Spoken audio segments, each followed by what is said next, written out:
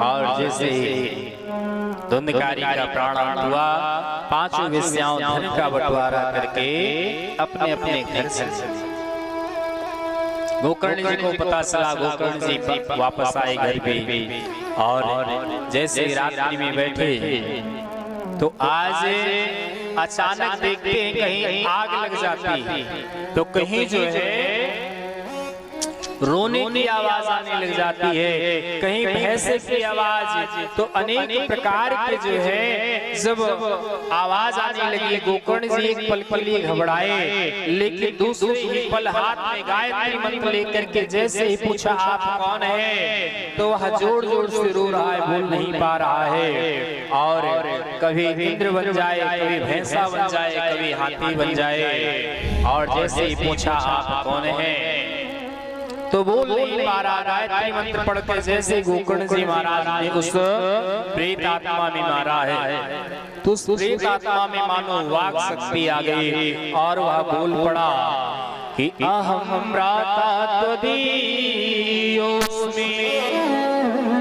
धुंधकारी नामता स्वकीयैव दोषेण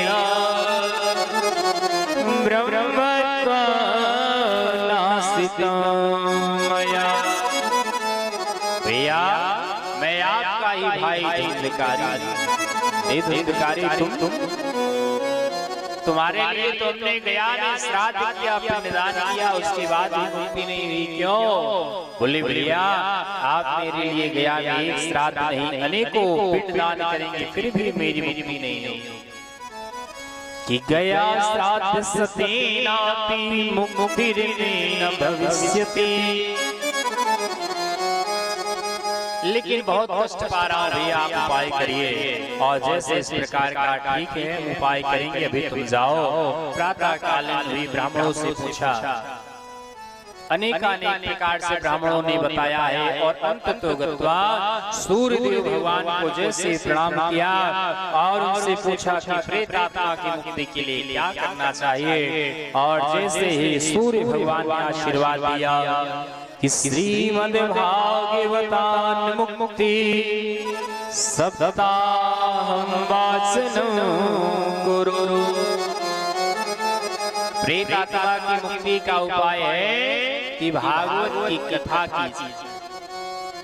और जैसे इस प्रकार बताया, भागवत की कथा हुई, धुंधकारी एक 7 गांठ के बास में आकर के विराजमान हो गया। और जैसे ही पहले दिन की कथा समाप्त हुई तो पहले ग्रंथि फट गई, दूसरे दिन की कथा समाप्त हुई तो दूसरी ग्रंथि फट गई, और इस प्रकार करके 7 दिन में 7 ग्रंथियां फट गई। और धुंधकारी दिव्य रूप से प्रकट हुआ, बोले भक्त वत्सल भगवान की जय। और जैसे ही धुंधकारी प्रेत आत्मा से मुक्त हुआ, गोकर्ण जी महाराज ने कहा आप कौन हैं? मंद मंद मुस्कुराने लगा, बोले भैया मैं आपका ही भाई धुंधकारी हूँ। अरे बोले धुंधकारी तुम्हारी यह दशा कैसे? बोले धन्या भागवती वार्ता प्रेत पीड़ा विनाशिनी सप्ताहो विधना धन्या कृष्ण लोक्य फल भैया यह सब भागवत जी का आशीर्वाद। इतना कह ही रहे थे, इतने में भगवान के पार्षद प्रकट हुए, धुंधकारी को विमान में बिठाया है, बोले धुंधकारी चलो। जैसे जाने लगे, श्रोता समुदाय ने कहा कथा तो यहाँ सबने सुना, लेकिन विमान एक क्यों आया? वही कथा तो सबने सुना, लेकिन विमान तो एक ही आया, क्यों? बोले विमान इसलिए आया कि जिस प्रकार से धुंधकारी ने कथा को सुना है, उतनी एकाग्रता पूर्वक किसी ने कथा नहीं सुना।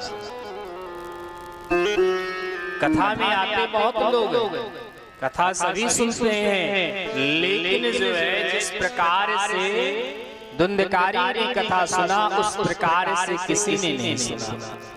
मन से, वाणी से, कर्म से निरंतर भगवान के बारे में ही, भगवान का ही स्मरण करते थे।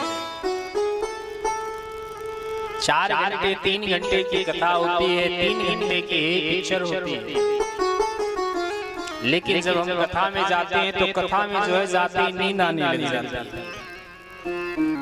और जब हम पिक्चर देखने जाते हैं उसमें नींद नहीं आती। क्यों? क्योंकि जहां आनंद आएगा, जहां मन शांत होगा, वहीं पर जो है नींद आएगा। घर में 4 साल नींद के टेबलेट खा के लेटिए, लेकिन नींद नहीं आएगी। और जैसे कथा में आइए, कथा में आते व्यक्ति को नींद के झोंके आने लगे। बोलो राधे राधे। और कुछ माताओं की तो ऐसी आदत होती, घर में भले किसी को सास ससुर को पल्लू ना करे, लेकिन कथा में आते ही इतना लंबा घूंघट काट लेंगे कि महाराज कथा सुनाते रहे और श्रोता समुदाय अंदर अंदर झोंका लेता रहे, खराटे बजते रहते हैं।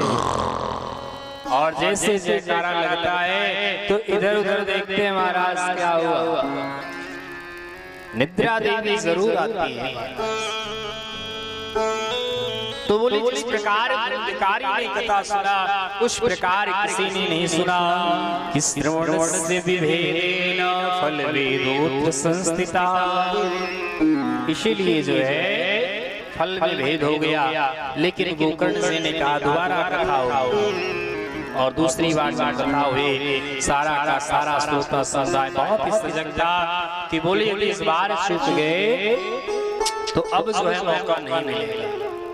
और जैसे कथा विश्राम हुई, जितने श्रोता उतने ही विमान, और सभी लोगों को विमान में बिठा करके जैसे ही भगवान जो है गोकर्ण जी को अपने हृदय से लगा लिया और अपने साथ में लेकर के वैकुंठ को।